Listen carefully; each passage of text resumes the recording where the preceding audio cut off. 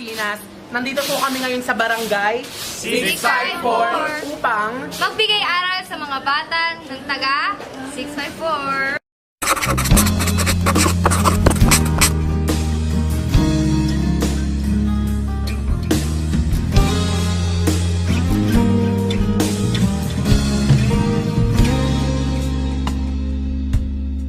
Batang-bata ka pa at marami ka pang kailangang malaman at intindihin sa mundo.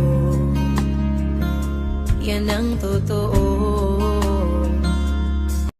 Name, anak ko. Yun, Ate Ana, ako si Ate King. May ikikwento ako sa'yo tungkol sa magkapatid. May kapatid ka ba? Ayun. Ilan kayo sa bahay? Wala. Tapos kapatid mo dalawa. Tungkol ka sa magkapatid, may isang tatay. Tapos yung anak niya dalawa, isang bunso, tsaka isang kapatid. Yung bunso, parang magkaiba sila ng personality mo. Alam mo ba to? Sa Bible to. Anong niya? Anong hula mo? Ayun, yun yung prodigal son. So, yung bunso, dahil na lumaki na siya, kaya niya na gawin sarili niya, ginawa niya yung mga part niya sa papa niya, parang sinabi niya, pwede bang kunin ko na yung mga yaman ko, aalis na ako dito. Siyempre, pinayagan siya ng papa niya, sige, try mo, gano'n. Tapos, ayun, naghirap siya. Hindi, wala siya. Papa niya.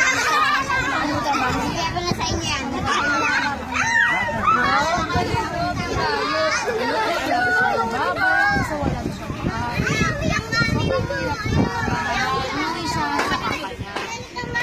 Alam mo ba kung anong ginawa ng papa niya?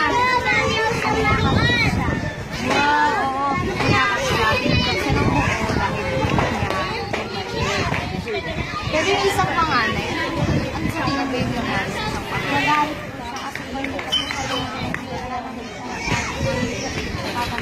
Oo, galing na. Siyempre, masama yung loob na kasi bakit si yung kapatid ko tinanong mo, tinanggap mo, pero bakit ako, di ba? Siya mismo yung nag-ilaga. Ano yung aral na nakuha mo doon? So, wag kong maging yun yung aral ko. Thank you, Ana, kita. Ang galing. Ako si ano pangalan niya? May komento ako tungkol sa relasyon ng puno sa bata. Isa ko, paano pa? Kasi bata. Puno, paano magkakarelasyon yun? Friend ako, so ganito ko na lang. Sa araw, si Nilo yung bata ang kinikwento ko. Tapos, yung bata pa lang siya, madalas siyang tumambay sa isang lugar na puno. Tapos, yung sa puno na yun, kinakausap niya yun, parang, kinakausap niya, parang, kasi kaibigan na talaga yung turing na sa puno na yun. Tapos, isang araw, lumaki na si Nilo. So, umalis siya doon. Para, nag-aaral siya sa mga yun. Tawag dito, parang habang mas malayo siya, nawawalan siya ng hindi natin pera, nilipit siya. So, ang ginawa niya, humingi siya, parang humingi siya sa puno na sana bigyan siya ng something na bunga nito or basta kahit na ano, binigyan naman siya ng puno ng isang nagbunga yung puno. Yun ang sinabi ko anong klaseng bunga pero nagbunga siya, tapos yun, naibenta ni Nilo. Pero si Nilo parang nag-ipit na masyado. So, ang ginawa niya pinutol yung puno kasi gagawin natin ng bangka yung puno. So, gagamitin ng panggawa ng bangka. Isipin mo, yung matagal mo ng pagpapalit sa isang bagay na lesson din sa ano. Pagpapalit mo ba yung matagal mo ng risk mo para sa isang bagay lang na kailangan mo panandalisan.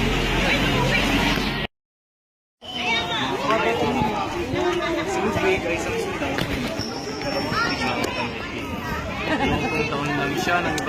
sa labanan sa Russia. Hindi niya gusto ang digma sa isang batang pinalaki ng kanyang mga bata ang magsasabi at malapit sa Diyos. Hindi siya tumanggi nang kunin siya para maging sundalo. Alam niya na tungkulin ng isang mamamayang na ipagtanggol ang bansang kanyang sinilangan. Sa isang sagupaan laban sa mga lusa, ang pangkat na kanibilangan ni Ludwig ay nadinig ng mga kalaban. Higit na marami at palakas sa mga kalaban. Napilitan siyang umuwi. Sa kanilang pagsulong ay napahiwalay siya sa kanyang mga kasamahan. Ganoon siya mga sugat. Nagpatago-tago siya sa mga kakaupiya na hindi siya mga kakaupiya. Alam niyang papatayin siya kapag nahuli siya ng mga ito. Inanak niya ang kanyang mga kasamahan. Hindi niya makita ang mga ito. At kung saan-saan siya nakarating, dito siya matagawa sa kanyang mga kasamahan. Sa bigla ay nakarating siya sa isang lumang kapilya, isang nabubong kapilya. So, sitan tayo. Hindi na nakahinga yung tao sa inyo. Magpapahinga. Kung sa loob ng nag-iisip siya na kung isa pang pangulat, sabi ko ulit, ito ang aking mga kamay. Napahiyak si Ludwig na naintindihan niya ang isang mga. Nang matapos ang gera, inukol lamang niya ang kanyang buhay sa paglilindog sa mga taong nasalanta sa gera.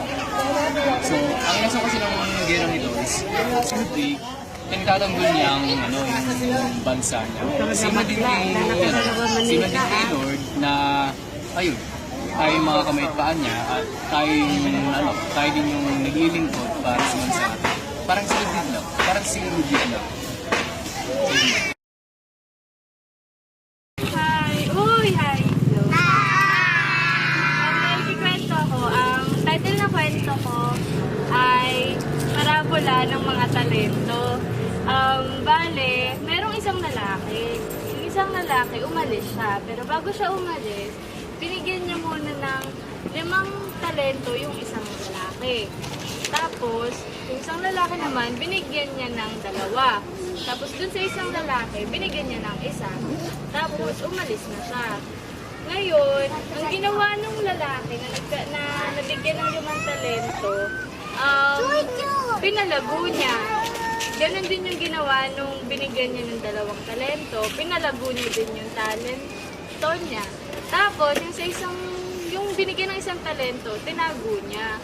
Hindi niya pinaalam sa iba yung talento na binigay sa kanya. Ngayon, nung bumalik na yung lalaking nagbigay ng talento sa kanya, tinanong kung ano nangyari dun sa binigyan ng 5. Ang sabi niya, pinalago niya. Nagkaroon pa siya ng 5 pang talento. Yung binigyan naman ng 2, pinalago niya rin. Ngayon, meron pa siyang dagdag na 2 talento. Ngayon yung isa, sinabi niya, tinago niya. Nagalit yung lalaki na nagbigay ng mga talento. Kasi dapat daw, yung mga talento, pinapalam sa iba. Dapat, pag may talento ka, ipakita mo. Ayun siya. Yehey! Yan. Merong 2 magkaibigan na sundalo. Si Arman at Etian. Napakarami ng kaaway at wala silang kalagayan. Maaari silang mapatay na lahat. Kung hindi, pagdating sa kanilang kampo, natuklasan ni Arman na wala na sila. Nag-aalala siya para sa kaibigan. May usapan pa naman silang walang iwanan. Lumapit siya sa kanilang nila. Sabi niya, babalikan ko po si Mando ako. Baka nasa pook siya ng laban. Hindi maaari, sabi niya. Ayaw siya pa yan. Ayoko mong pagsapalaran ng buhay mo sa isang taong maaari ko. Kasi natatakot yung kapitan, babag pumunta siya doon, hindi na din siya di ba yung kaibigan niya. Alam ni Arman na mapanganib ang magaling sa ibang malabay, kaya ayaw siyang gusto niyang balikan yung kaibigan. Hindi siya matatahimik hanggang hindi na ito. Namatay ito sa labanan, makikita niya ang bangkay at mapapalatag na siya. Nang magbalik si Arman sa kabila, Yan, gayahin mo yung si Pia, no? Tahimik, marami siyang nakikinig lang. pangalan. Galit na sinalubong siya ng kapitan. Sinabi ko na sa iyo na patay ang kaibigan ko. Ngayon malamang na mamatay ka na rin dahil sa mga susunod. Ano ang halaga ng ginawa mo, sabihin mo? Nagagalit yung kapitan kasi pumunta siya doon na mag-isa lang siya para lang balikan yung kaibigan niyang makapatay na parang hindi siguro. Kapitan, buhay pa ang aking kaibigan ng abutan. Bago siya nalagot na ng hinig sa aking kantong, bulong-bulong sa akin. Tol, alam kong babalikan. Napahiya ngayon yung kapitan, di ba? Kasi ang alam niya, patay na nang bumalik. Eh, syempre, iisipin nung kaibigan niya buhay. Kili, ikaw makulit ka talaga, Kili. Tampalin kita na yung gano'n. Kili! Mga bata, ang ikikwento ko sa inyo tungkol sa babae. Ang babaeng ito ay isa siya sa mga naging reyna natin. Itong babaeng ito, may ginawa siyang mga palatuntunin o mga batas sa atin. Siya, pinaglalaban niya tayo sa mga kaaway, sa mga umaapi sa atin. Tapos ang babaeng ito, lahat naman tayo may katapusan, di ba? Mamamatay rin tayo lahat. Hindi naman tayo habang buhay dito sa mundo natin, di ba? Kaya kailangan pag lumaki tayo, alam natin ang mga ginagawa natin para hindi tayo magusto sa huli. Kagaya ng babaeng yon, ginawa niya ang lahat para huwag tayo maapi sa ibang bansa at para matuto tayo sa ating ginagalawan. Kaya hanggang sa huling hininga niya, hindi siya nagsisi at inalala niya ang kanyang kaharian. Diba?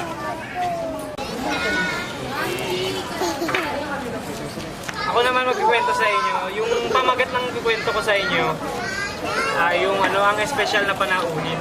So, ganito. May isang taong mayaman, pangalan niya, Michael. Michael pangalan niya, tapos nanaginip siya. Napanaginipan niya si Jesus. Kilala niyo ba si Jesus? So ngayon, ang sinabi sa kanya ni Jesus, dadalawin daw siya. Nung gumising si Michael, ang nangyari, hindi matuwa siya kasi siyempre sinabihan siya ni Jesus, di ba, dadalawin siya. So, bali nagpahanda siya ng mga pagkain. Kasi nga dadalawin siya ni Jesus, nagpahanda siya ng hanggang umabot na ng alas 10 ng umaga. Tapos na lahat, maayos na, nakapamihis na siya ng maganda. Tapos ready na yung mga pagkain. Tapos, Makinig ka. dumating na yung hapon pero di pa rin dumadating si Jesus. Pero maya-maya may dumating na isang matandang pulubi. Yung sinabi, gustong manghingi ng tulong. Pero tinaboy ito ni Michael. So, Michael, yung tao mayaman yun. Yung next na nangyari, may buntis naman at dumating. Nanghingi rin ng tulong pero tinaboy pa rin niya. Sa pangatlong dating, merong batang pulubi naman nang nanghihingi rin ng tulong. Pero hindi rin siya tinulungan nung Michael. So ang nangyari, umabot na yung gabi, natulog na siya, napanaginipan niya ulit si Jesus. Ang sabi niya kay Jesus, ang sinumbatan niya, sabi niya, naganda na siya ng lahat, pero hindi pa rin siya dumating. Pero ang sinagot sa kanya ni Jesus, tatlong beses siya nagpakita, pero di lang siya pinansin. So, alam niyo ba yung ibig sabihin ng kwento? Ano nangyari? Yung, di ba, tatlo is mga mahirap.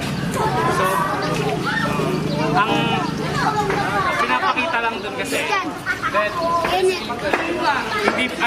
mayaman yung, di ba? Mayaman yung babae, ay yung Michael, pero di niya tinulungan ni Juan.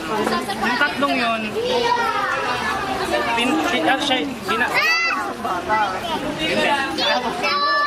tapos, ginamit lang sila ni Jesus para malaman kung tatanggapin ba sila. Pero ang nangyari, hindi nga natanggap. So, bali ang kinalabasan, doon, wala sa kahit mayaman ka o mahirap, kung di mo rin naman tutulungan yung ibang mga mas mababa sa'yo, wala rin saysay. So, dapat kahit mahirap kayo o mayaman kayo, dapat tutulungan. Kahit may nangingisay niya ng tulong, tutulungan niyo siya. Okay? Sige.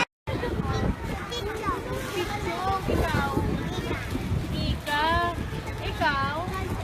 Choy-choy. Ano pangalan niya? Choy-choy din? Ilang taon ka na? 4. Ikaw? 5. Ikaw? Nag-aaral na kayo? Ako hindi pa ako mag-aaral.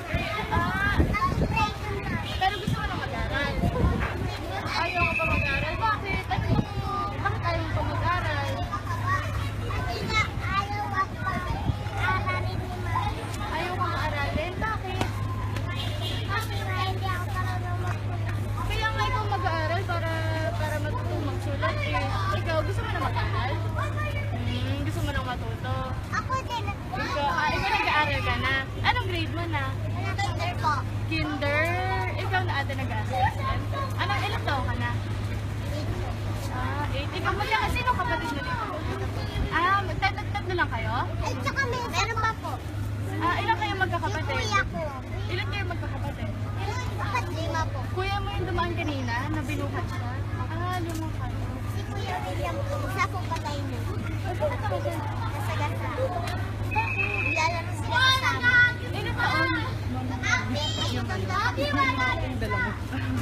Yung kapatid kasi O sige. Pero lagi naman kayo kumakain. Busog naman kayo. Tapos share na lang kayo mag-isa ni ate mo. Tapos yung kay Ching. Nika. Nika! Tapos, Hello yan. bigyan ko rin kayo ng sinapay. Kaya. Ikaw. Kuya Choy Choy. Tapos si Ate Emerald. Hey. Kayo din. Sa ate. Meron na yan.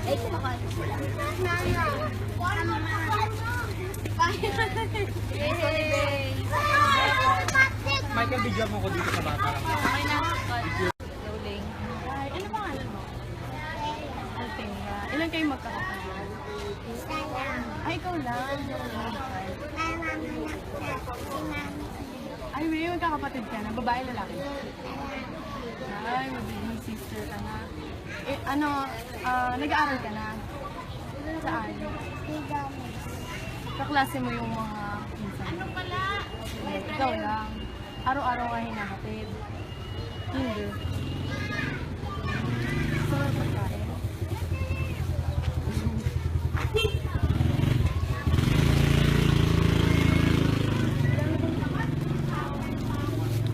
Kaya mo ba tubusin?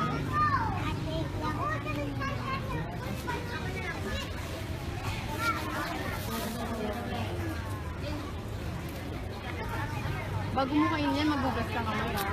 Ha? Para walang germs.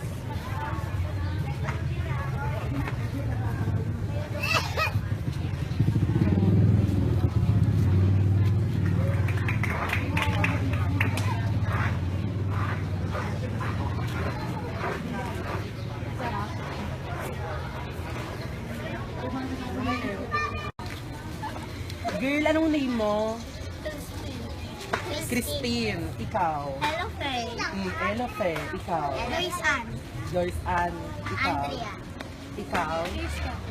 Sino pinakamaganda? My father. Hindi, saan ka nag-aaral?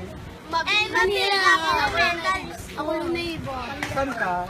Manila na ako yan. Ako, Pedro. Sa Pedro, saan? Pero dapat ito, kuya, anong grade mo na dapat? Si 8 na. Grade 8 na siya. Grade 7 ka na, ikaw? Dapat. Bumalik siya. Bakit? Bakit ka Bumalik ako ng grade. Ang sakit yung grade. Bakit ka bumalik ng grade 1 sa 4? Oo, kasi happy kayo dito. Sakitin ka kaya bumalik ka, parang di ka na nag-aaral yung mga panahon. Ikaw, ano ka? Saan ka nag-aaral? Kay Mabini po. Mabiyan ng grade ka na? 6. Hindi ako nag-ibig. Okay lang naman. At least, marunong ako magbasa, di ba? Ikaw, anong grade ka na? 5. Saan ka nag-aaral? Kay Mabini. Sir, magkaklase sila. Magkaklase kayong dalawa. Ikaw, saan ka nag-aaral? Ano ba tato? Wala pong sa Ikaw din. Pero sa sa family nyo naman, yung kunyari, yung ginagastos mo sa araw-araw, okay lang naman, or Duterte. may kulang kayo. Okay lang. Okay lang naman, I love nakakasya my naman. country. Yes. You love your country. Yeah. So you I love, hate drugs. I hate control. pero may tanong ako sa inyo. Alam niyo yung sa Tondo? Apo. Ano pinagkaiba ng Tondo sa ito? Tondo maraming gulo. Dito? Wala masyado. So, masaya na kayo dito, no? Oo. Tsaka kahit tumayo pa dito, wala naman dito. Gusto ka doon. Para kasi, Bigay pa ito na po. Hoy, Kenji, ano? Mamaya, ano, papakain kita dyan. Ano ba may kapangalan ka pa? Ilan taong ka na? May saling kayo. Kaya ka ba subo? Ay, kaya ka ba? May kapatid. Lalaki ba ba? Saan kayo nakatid? Nakakain naman kayo.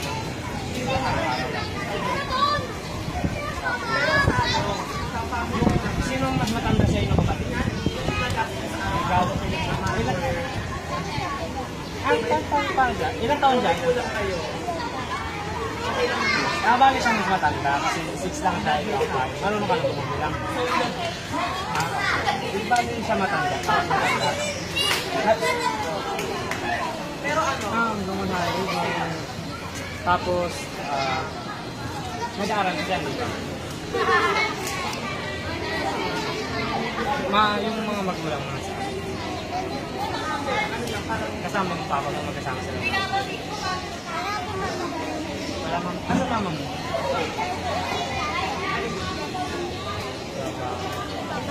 Dito ko mama. Ano trabaho ni mama? Davao? Ano trabaho niya? Ha? Pero, okay, sige. Hindi mo alam? Hindi sinasabi sa'yo ng papa mo. Basta lang po may Ay, nakita mo na mama mo? Hindi pa? Nakausap mo na? Kailan? Dati pa lang po. Mga ilang taong ka pa lang? Six? December po ako nagkakanap. December? December ano? Malapit ka na mag-birthday. Naghahanda naman kayo. Masaya.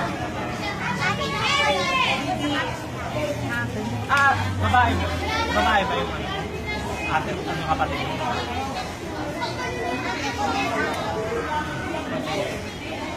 Salamat ha.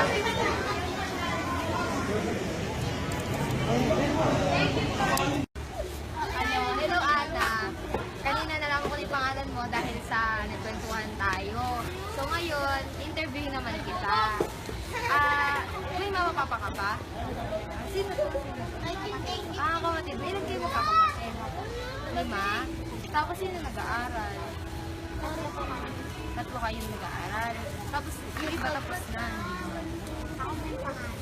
Iba mo pangalan. Madami kayo diba? Tapos yung iba nag-aaral. Yung 2 baby pa. Yung mama mo nasa trabaho. Embassy? Ano yung trabaho ng mama mo? Street sweeper. Si daddy? Truck driver. Tapos yung ilang beses kayo kumain sa araw? 3. Masipag naman si mami tsaka si daddy. Anong grade mo na? Grade 6? Ano, top ka ba? Nasa top ka ba? Opo. Top 3. Matalino si ano. So, ayun, kami dito kami para magbigay ng aral sa inyo. Tsaka para madala nyo to sa paglaki ninyo, ganun. Sa araw-araw. Tapos ito, para sa'yo dahil masipag ka. Dahil top 3 ka, oy. Yay! Ay, palay! Apir, mga bakala. Gusto pa, be? Sarapan siya. Ito, gusto mo? Ngayon, anong cake? Tingnan natin. Hindi na kapatid. 17.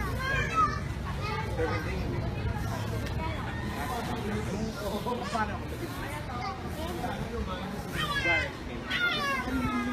Ikaw ba nag-aaral?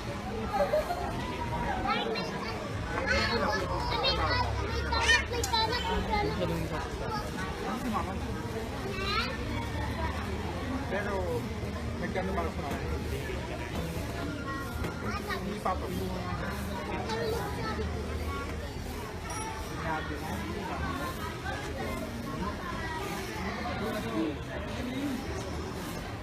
Meron dati sa iba.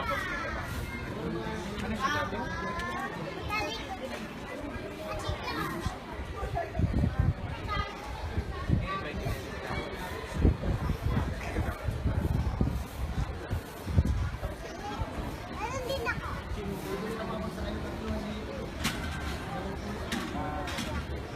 May bibigay pala ako sa iyo.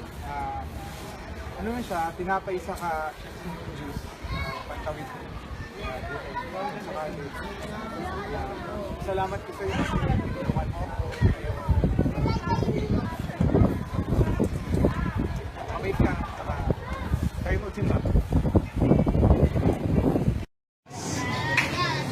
May kapatid ka?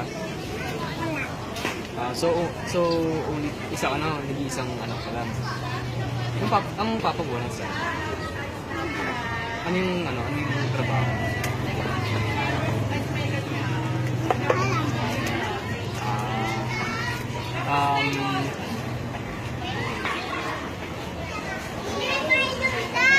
Ilan taong ko? Ang birthday mo, hindi mo.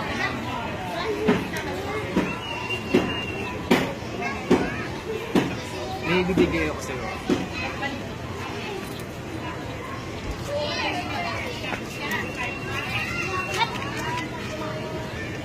Ito dalawa sana to eh. Pero kung sakaling hindi mo makakuha, ipamigay mo. Or lang. Dito po galit mo. Dito po. Sa po kasi.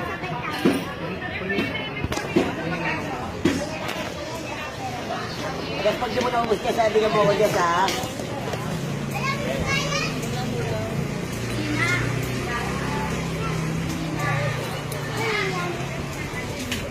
Tama pala. Sa kanila.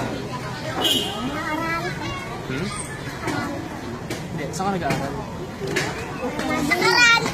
Sa Mobile. Anong grade ka na? Kinder. Okay ka naman sa school mo.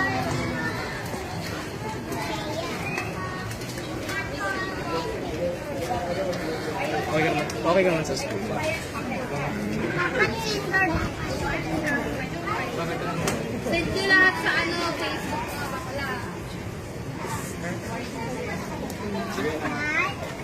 Ay, mga matatanda naman tayo interviewin.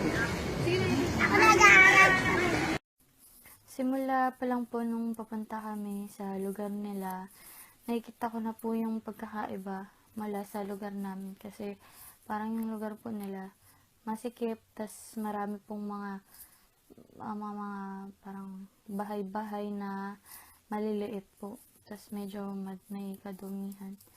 Tas yun, bukod po dun, ayun, parang naramdaman ko na yung parang posibleng estado ng mga pamilya dun na madami, tapos sikip-sikip sila, ganun po. Tapos kami po ay nag-community service sa Barangay 654 sa May Intramuros po. Ayun, bali mabait naman po yung mga tao dun kasi agad po nila kaming inasikaso sa mga kailangan po naming mga bata. Tapos yun, marami pong bata yung nagpartisipa. Tapos kailan po may mga bata po na walang damit, tsaka may mga sugat po, tas medyo madumi kasi meron po silang mga tatak-tatak sa katawan po nila. Tas yun, parang naisip ko po na napakaswerte ko po tsaka ng mga kapatid ko kasi yun po, meron po kami mga maayos na damit. Tas ayun po, may tinanong po kung isang bata kung ano po yung gusto niyang kainin, kung ano po yung hilig niyang kainin. Tas sabi niya po chichirya. Tapos doon naisip ko po na parang siguro hindi po sila masyadong nakakain ng mga healthy foods, ng mga masustansyang pagkain dahil parang sa chichirya po, yun parang sobrang saya na po nila. Tapos, yun pong pinagtanungan ko po nun, nakahubad po siya. Wala po siyang pangtaas na damit. Tapos, may sugat din po siya sa may noo po. Tapos, tinanong ko po sila, yung mga bata, kung nag-aaral na po sila. Tapos, parang may isa pong bata nagsabi na hindi pa siya nag-aaral pero gusto niya na. Tapos, tinanong ko kung ba't hindi pa siya nag-aaral kasi sabi niya wala daw po silang pang-aral. Hindi daw po siya pinag-aaral pa nung nanay niya po. Tapos, yun. Tinanong ko rin po yung mga bata kung ilan po silang magkakapatid. Sabi naman po nung isa, 4 daw po sila. Kaya lang ngayon, 3 na lang po dahil namatay na po yung isa. Nabangga po dahil sa paglalaro, hindi po nabantayan. Tapos yun, parang naisip ko po na ang swerte po namin ng mga magkakapatid naming mga magkakapatid dahil meron po kami mga kasambahay na tumitingin po sa amin lagi. Tapos parang binibigay po sa amin yung mga kailangan po namin. Tapos yun, parang nung nagbibigay naman po ako ng pagkain, parang lahat po sila nakatingin. Tapos parang parang sabik na sabik po sila sa pagkain. Tapos, bumili po ako nung pinya na parang tinitinda lang din po dun malapit. Mura lang po siya, siguro mga nasa 10 to 15 pesos. Tapos, ayun, parang nakahati na po siya sa mga cubes. Tapos, yung mga bata po, parang nakatingin na parang gusto po nila. So, ayun po, bali yung ginawa ko. Binigyan ko po sila. Tapos, yun, sila na po yung kumain ng pinya. Tapos, ayun, parang sabik na sabik po sila dun sa pinya. Kasi, kahit sa may Intramuros lang po yung pinya. Tapos, parang, kahit, para sa akin po kasi medyo mura lang siya. Pero yung mga bata, parang, kahit parang mura lang siya sa akin, parang hindi pa nila masyadong nakakain yun. Kasi parang sabik na sabik po silang kumain ng pinya. Kahit madalas lang naman po sa kanila nakikita yung ganun. Parang hindi po sila masyadong nakakabili ng pinya. Ayun lang po, parang ang swerte ko po kasi natutustusan po ako sa pag-aaral. Tapos may mga maayos po na damit. Tapos nababantayan. Tapos may mga pambili po ako ng kung ano man pong gugustuhin ko. Ayun lang po. Ika-13 ng Setyembre 2016, kami ay naatasang magpakain ng mga bata sa Intramuros at iparamdam sa kanila ang mga biyayang nais namin ipamahagi sa kanila. Naghanap muna kami ng mga batang pwede naming mapamahagian at buti ay nakahanap kami sa isang barangay malapit sa Lyceum. Habang kasama namin yung mga batang iyon, napansin ko na ang lagay ng kanilang sitwasyon sa pang-araw-araw nilang pamumuhay at naisip ko na ang swerte namin dahil kami nasa amin ng lahat at ang kailangan lang namin ay mag-aral. Ngunit sa sitwasyon nila, hindi lahat nakakapag-aral. Yung iba nasa bahay lang kasama yung mga magulang nila. Pero yung hindi sila makapasok kasi kapos sila sa pera. Ngunit, mapalad na lang yung iba dahil nakapag-aral sila kasi kaya nung magulang nila. Naisip ko rin na kahit ganun ang sitwasyon nila, hindi pa rin nawawala ang kanilang pananampalataya sa Diyos. Kasi kahit ganun man ang hinaharap nila araw-araw, nakakaya pa rin nilang harapin ang mga pagsubok sa araw-araw nilang pamumuhay na kahit mahirap sila, kahit ganun yung pamumuhay nila dun sa lugar na yun, na gagawa pa rin nilang lutasin yung mga problema nila at kaya pa rin nilang sumaya.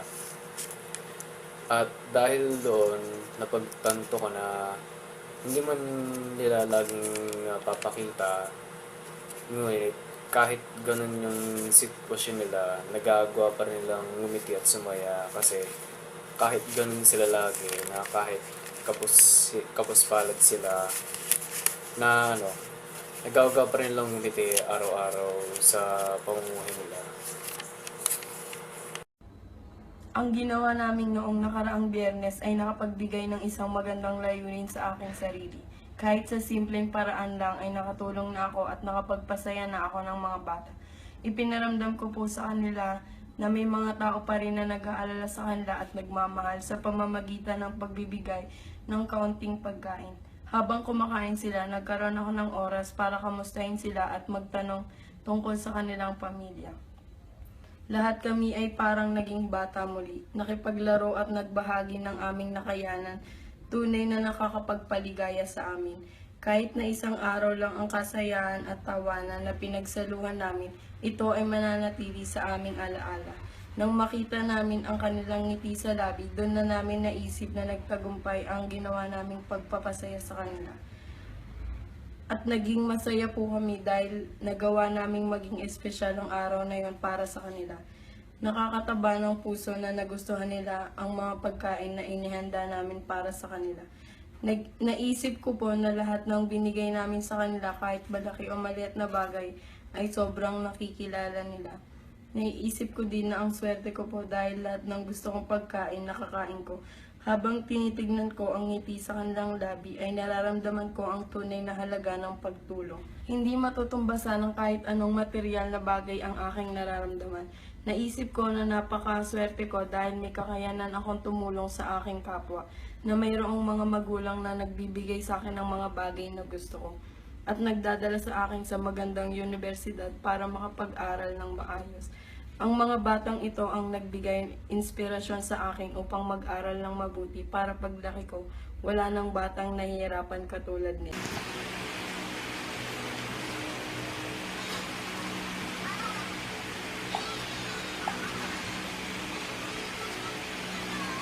Napakagandang oportunidad yung community service na aming ginawa. Di lang para sa amin, kundi para sa mga bata na tinuruan namin. Nagkaroon kami ng oportunidad na ibahagi yung aming natutunan mula sa guro namin. Yung mga bata na tinuruan namin, sila yung anak ng mga street sweepers, vendors, kargador, at mga bata na wala nang magulang. Isang paraan to na madagdagan yung kanilang kaalaman pagdating sa mga salita ng Diyos. Ito rin ay isang paraan upang lubusan pa nilang makilala ang Diyos. Bukod doon, makikita mo sa mga mata ng mga bata yung kanilang dalamhati na dinadala. Kung tayo, ang problema natin, kung paano tayo biyahe sa araw-araw, kung paano tayo makakuha ng magandang grado, sila naman, ang kanilang dalamhati ay kung paano sila mabuhay sa araw-araw. Marahil dito sa aming onting tulong, sana makaapekto sa kanilang hinaharap. Ito sana ay maging aral upang sila ay magsipag at sana ito ay maging kanilang inspirasyon.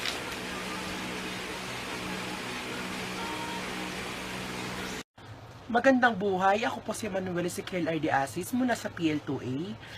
Noong kami ay pumunta sa Barangay 654 sa Intramuros, Manila, ako ay nagkaroon ng emosyon na konting kalungkutan at konting kasiyahan. Ako ay nalungkot sapagkat nakita ko ang kanilang lugar.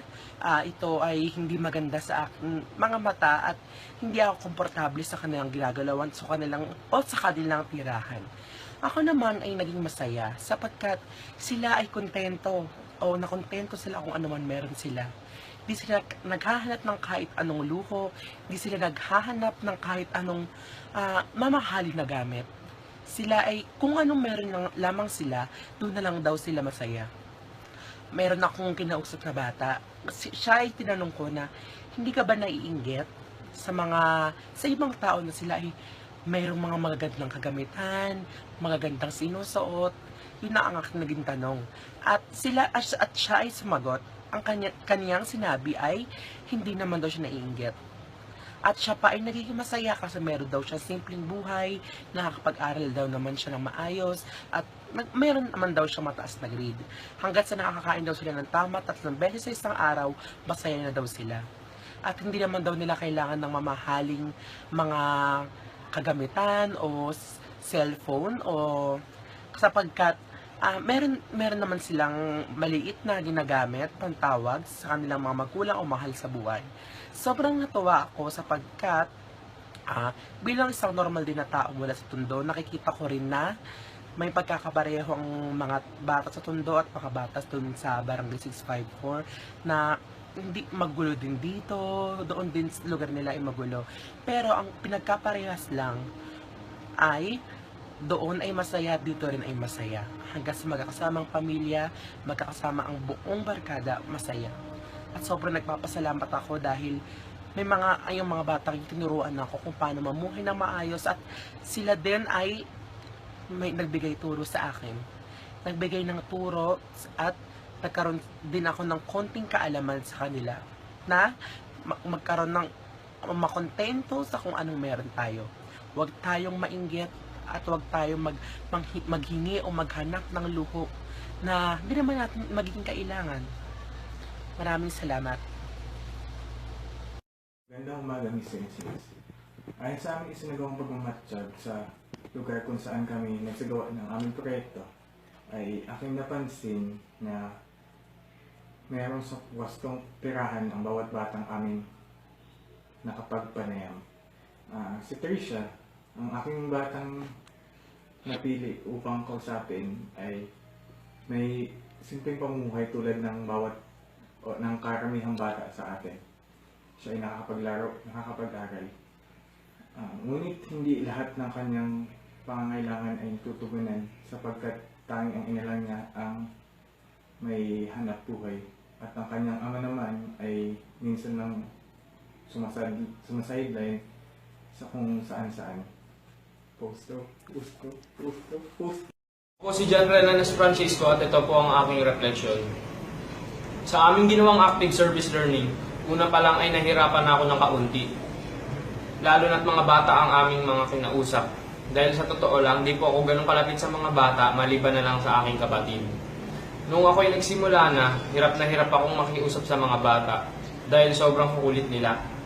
Di ko talaga alam kung paano sila pakiusapan dahil di po ako nakaranas sa buong buhay ko na makiusap sa ilang mahihirap na bata. Kahit maingay at makukulit sila, tinuloy ko na lang ang pagkikwento. Mga ilang bata rin ang aking napagkwentuhan at nang habang nagkikwento ako, di ko lubos na maisip ang aking nararamdaman. Para po bang wala lang sa akin ang mga ginagawa kong pagkikwento sa kanila. Palibasa, di lang po talaga ako sanay sa mga ganitong bagay. Ngunit may isa akong naisip habang nakikita ko sila. Isa sa mga tanong na pumasok sa isip ko ay paano kung lumaki na sila? Patuloy pa din ba silang maghihirap? Magagaya lang din ba sila sa mga magulang nila? Hindi ko lubos maisip kung sa paanong klaseng paraan ba matutulungan at maiahon sila sa kahirapan. Pero alam kong sa simpleng pagkikwento ko para sa kanila tungkol sa ating Panginoong Hesus at pagbibigay ng kaunting pagkain, sa puso't isip ko parang isang napakalaking tulong na din naman. Isa naman sa ikinalungkot ko na parte ay kaunti na nga lang ang aking mga napagkwentuhan ay dadalawa lang ata ang tunay na nakikinig sa akin. Kaya naman ako mismo, kahit alam kong wala namang masama at tama lang naman ang ginagawa ko, ay para bang sa aking sarili ay napapahiya ako. Isa din sa aking kinakainisan ang aking sarili sapagkat kitang-kita kung paano ako makitungo sa mga bata. Nasa isip ko rin habang nagkikwento ko sa kanila, sa totoo lang, ay kabilang ako sa mga hipokritong klaseng tao. Dahil ngayon ko lang naman ito ginawa, dahil kailangan para sa aking requirements. Nalulungkot na may halong inis talaga ang aking nararamdaman. Kung matagal ko na sana ginawa ito sa mga mahihirap na bata, hindi sana din na pumasok sa isip ko na isa ako sa mga hipokritong tao. Isa pa, sa aking pag-interview naman sa pinili kong bata, pinili ko siya dahil alam kong mabait siya at talagang makikinig sa mga tanong ko at tama nga. Dahil noong nagkwento ako sa mga bata, isa siya sa mga totoong nakikinig sa akin. Habang kinakausap ko siya, nakaramdam na rin ako sa wakas ng tuwa. Kahit papano, dahil maayos naman siya kausap at naiintindihan ko naman kung sa mga ibang tanong ko sa kanya ay mali ang may sagot niya. Dahil syempre bata pa lang. Doong tinanong ko ang kanyang pangalan at edad, sakto pares po sila ng bunso kong kapatid sa pangalan at edad. Nakakalungkot lang din isipin nang tinanong ko siya kung nasaan at kasama ba niya ang mama niya, ay sinabi niya nasa Davao dahil hindi niya pala ngayon nakakapiling ang kanyang ina. At tanging ang tatay lang niya ang nag-aalaga sa kanya ngayon. At ito sa lahat naman ng aking kinadismayan. Noong oras na tapos ko na siya interviewin, ay binigyan ko na siya ng pagkain. Ngunit isang driver ng pedicab ay hinihingi agad sa kanyang ang tinapay na binigay ko. Noong nawala sa aking paningin ang bata at noong pagbalik nito sa akin ay wala na ang pagkain binigay ko dahil binigay niya na daw sa driver na iyon. Ayos lang naman sa akin yun kung hiningi niya ay isa lang, pero dalawa kasi yun at baliwala na din natanggap yung bata. Naawa lang po ako dun sa bata kahit papano. At sana naman sa susunod na may ganito itong pangyayari sa buhay ko na makasama ang ilang may hirap na bata, ay maramdaman ko sana sa puso ko yung hirap o kahirapan na nararanasan nila sa kanilang buhay.